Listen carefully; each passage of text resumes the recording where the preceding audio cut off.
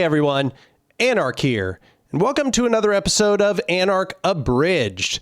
Before I get started, I just want to remind you to subscribe to the channel, like the video, comment down below if you have any thoughts or comments afterwards, and don't forget to go become a patron at my Patreon, which is patreon.com/anark. The link is down there in the description. Also, just a reminder that I am on Means TV, which is essentially socialist Netflix, and I make a little bit of money when you use my affiliate code in order to start a subscription with Means TV. So I'd just like to recommend that you go over and subscribe to Means TV using my affiliate code. But now that that's out of the way, let's start the video. So I have a slightly different plan with today's video than some of the previous Anark Abridged that I've been doing, and that is I am intending to do this one more as stream of consciousness. You know, as this channel has moved forward and I've had more time to devote to these Anark Abridged segments, I have put more and more production quality into them, which means I write a bunch of bullet points ahead of time, and then I go through each of the bullet points over the course of the video, and then afterwards I have to do all this editing and so on. This time I would like to just kind of speak a little more off the cuff. So the topic of today's Anark Abridged is basically, is it hopeless? Like, are we fucked? I understand that lots of people feel that way these days. I can see that there is a lot of, black pill ideology that's going around. There's a lot of this doomer pessimism, and this channel is intended to push back against that sort of doomer pessimism when it occurs. However, I just want to say up front that there is a lot of good reason to feel that doomer pessimism. It sure seems like we are falling into a sort of dystopian, techno-feudalist future, right? It seems like capitalism has reached like this new stage of deprivation, of cruelty, of concentration of wealth and power in the hands of really the worst people, right? And I would say if you want to learn more about where we are at right now, I highly recommend the video that is on screen. Obviously, there's going to be a link down below as well, but here, she really lays out in extensive depth what the real ideological originations of what we are seeing now in the Trump presidency, along with this cabinet, well, maybe not even a true cabinet, in the form of people like Elon Musk. Behind the money and influence flowing into the Trump campaign are a set of bizarre beliefs and a dark agenda. The tech bros of Silicon Valley believe that the American empire is on the verge of collapse. Silicon Valley wants to speed this up, but use the coming administration to create safe landing zones for them and their cash, where they can also run their own governments. Mark Cuban, one of the more normal billionaires, had this to say about this particular group of men that I'm talking about. What's happened in Silicon Valley is insane. Right. It's not so much a support thing, it's more like a takeover thing, trying to put themselves in a position to have as much control as possible. They want Trump to be the CEO of the United States of America, and they want to be the board of directors that makes him listen to them.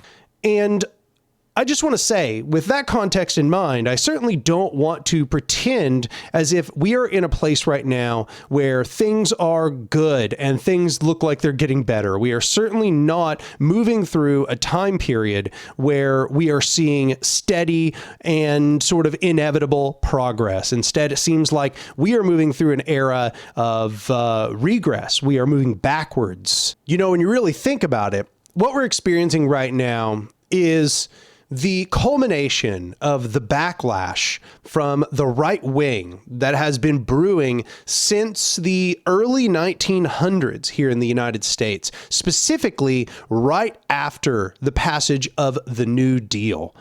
And obviously some part of it is also the remnants of people who were not okay with the South losing the Civil War, as well as not okay with desegregation taking place. So here they are. All of the worst elements of American society now have what appears to be almost absolute control over our government. And what they are choosing to do with that absolute control is essentially try to eviscerate what they might call the administrative state. And that is, for them, the outgrowth of FDR's New Deal. So in that sense, it's kind of important for us to think about the New Deal in context, right? What was the New Deal? Why did it happen? Why was there this massive concession from the state and capital here in the United States? Well, put simply, preceding the New Deal was an enormous union movement as well as a Great Depression. And that Great Depression had been completely mismanaged, both by the capitalists themselves and by the state. And people were fed up with it. Furthermore, they were not only just fed up with it, there was, as I said, an enormous movement that they could be part of in order to fight back against the excesses of the Gilded Age. And once again, this is what Trump even says he wants to return to. He wants to go back to the late 1800s. We're going to be doing a lot of things, but we're lowering taxes. We're going to use tariffs very, very wisely. You know, our country in the 1890s was probably, Marcia, probably the wealthiest it ever was. Which we call the Gilded Age, the time of robber barons. This is the time that all of these very powerful Republicans want to return to. A time when there was no protections for the working class, when capital was completely empowered, and the state was largely subservient to the forces of capital. So why did I bring up all of that history? Seems like I'm kind of all over the place here. Well, what I'm hoping to emphasize is that union movement in the early 1900s, the one that ultimately led to the election of FDR and an enormous slate of progressive congresspeople, that was the result of working from the bottom up without any of these programs we now recognize, without Social Security, without Medicare or Medicaid, without even many of the basic protections that we now recognize, without OSHA, without limits on the workday or the work week, without limits on child labor, things like this. In those conditions, the people were able to create a resistance that was so sufficient that it got us those programs. And I know it maybe doesn't feel like a very reassuring thing to be reminded of, that people in the past fought for something and now that something is gone. But I just want to remind you that if they could do it, so can we. What we see in these two major events, in FDR and the New Deal, and the ascendance of MAGA and Trump fascism, you might call it, is that these are the two possible responses that a system can have to crisis. The two possible responses are either the system concedes to the demands of the mass movement, I would call that social democracy, or it responds with extreme repressive violence by depriving the people in mass such that they can no longer fight for the demands that they have. And I think that's what we're seeing now in the MAGA movement. However, it should be said, neither of these last. Social democracy certainly doesn't last. It can last for some time. For example, we see in Scandinavia that social democracy as a response definitely got them something that lasted for quite a few decades, but even now it's beginning to backslide in a very significant way, and you're starting to see them elect fascist parties into their parliament.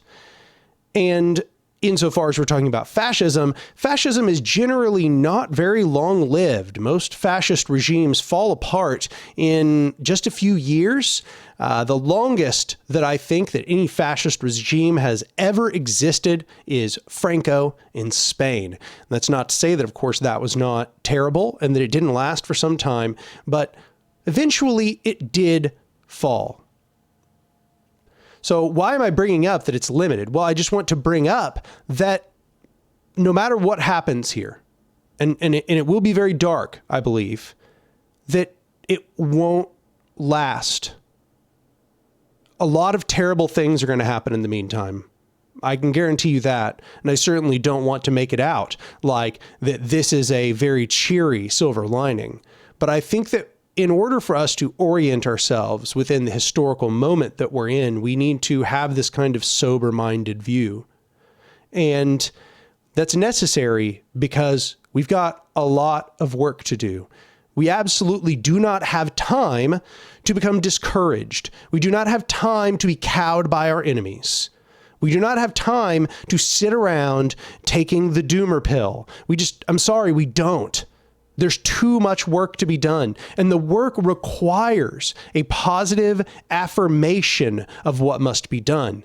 It requires a vision of a better alternative. It requires us to hit the ground running and to begin making the structures, if they don't exist, and if they do exist, to bring those structures to their fullest fruition, recognizing that there will be suppression by the government in the meantime, recognizing that many of us will suffer very deeply in this period of fascistic violence, but also recognizing that it will not last, that we need to create those vessels which will survive this, recognizing that once this storm has passed, the vessels that we create in the here and now, those that persist through the storm, those will be the ones that carry us into the future. And those are going to be needed more than ever, because what we see here is we're not getting the social democratic response. We're not getting the concession response. We are getting the violence response. What we are experiencing is the United States, the world's most premier imperial hegemon, which has perfected its tools of oppression all over the planet, which has killed enormous numbers of people, toppled other governments. It has interfered in democratic elections in order to get its way. It has learned all of these methods of counterinsurgency. And now, much in the way that Foucault spoke about in this concept that we now call Foucault's boomerang, those tools are going to be brought home and applied to us. Our work is to survive that. And that's going to require a lot of different features. That will require us to create all kinds of prefigurative structures, all kinds of future alternatives, horizontal alternatives. And we have to create them in the here and now. That means that we have to learn how to plant our own food, how to farm, how to interact with nature, how to survive, how to defend ourselves against our enemies, because things are going to get worse and worse, I believe. I don't think we've seen the high watermark for what Trump and the MAGA movement has planned. If you have access to any kind of defense training, whether that is with a firearm or whether that is melee defense, whatever it might be, you need to learn to defend yourself. Learn how to use pepper spray. Begin carrying it on you. All of these things are incredibly important. Begin practicing better informational security. Make sure that you're not saying incriminating things. If you are doing something that you think that this regime may not look kindly upon, protect yourself. Protect yourself. Do what's necessary, absolutely. Do the direct action which is necessary, absolutely. But protect yourself. There's no valor in being put in prison unnecessarily and being captured by the enemy. We don't need that anymore. We don't need people who are going to go willingly fill up the prisons and get nothing done in the process. We don't need more people in graves. We need people who are going to do what is necessary to build the alternative society. And that means you. That means you need to do that in your context, where you're at. You need to find the people that are already doing it and help them. And if those people don't exist, you need to become those people. That means that you need to get outside of your comfort zone. And I just want to make that really, really clear.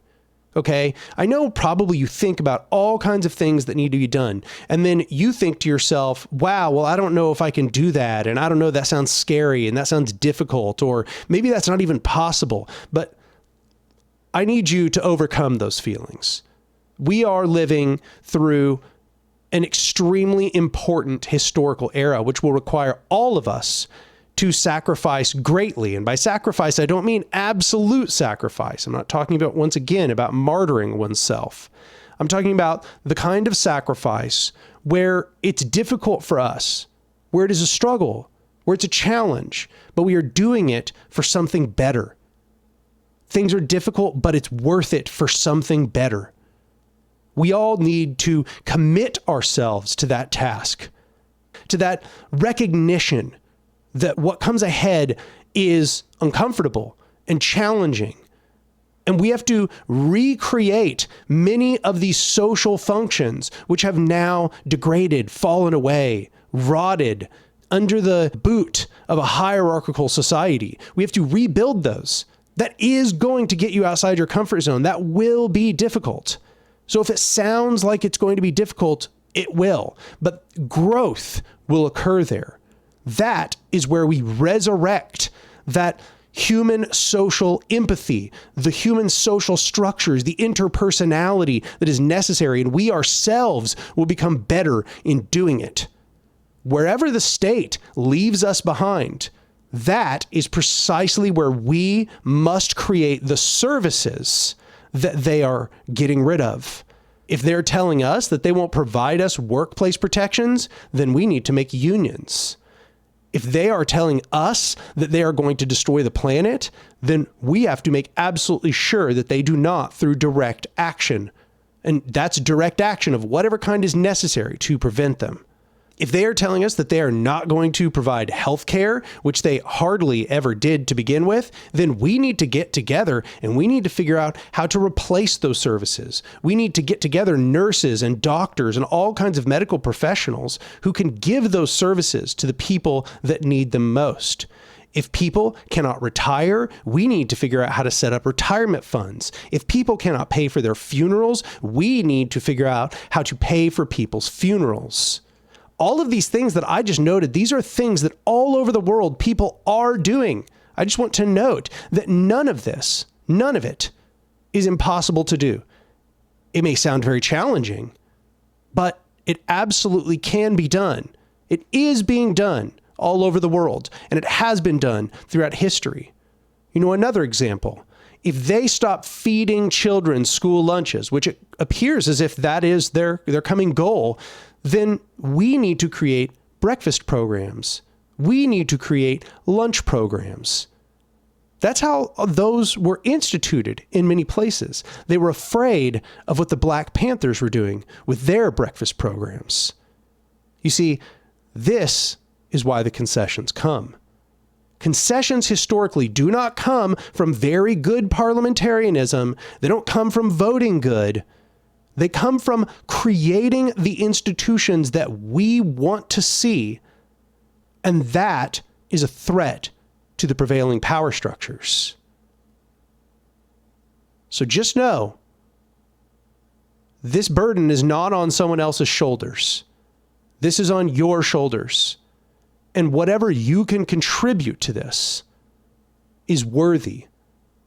And more than worthy, it is absolutely crucially necessary for the perpetuation of a better society, for the continuation of not only a human future, but the entire planetary ecological future. Your actions are of the absolute deepest, utmost importance. All of these layers of irony and post-irony, that is a symptom of alienation under capitalism. You need to choose sincere and empathetic connection with humanity. You need to choose to prioritize the continuation of life on this planet. You need to connect very deeply. The world to come will be created by those who care very, very deeply. And we will be drawn together by way of how deeply that we care about these issues. But I think that's about it for the main part of the video.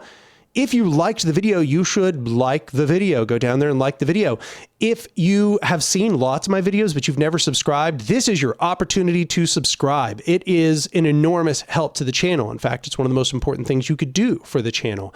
Go down below, comment, tell other people what kinds of projects you're involved in and what kinds of projects they can get involved in. Give them historic examples. Give people some hope by way of example. It's really important. Also, if you want to support the work that I'm doing on this channel, you should go over to my Patreon and become a Patreon for any amount. $2, $5, $7, $10, $12, or $20, I think are all of the tiers.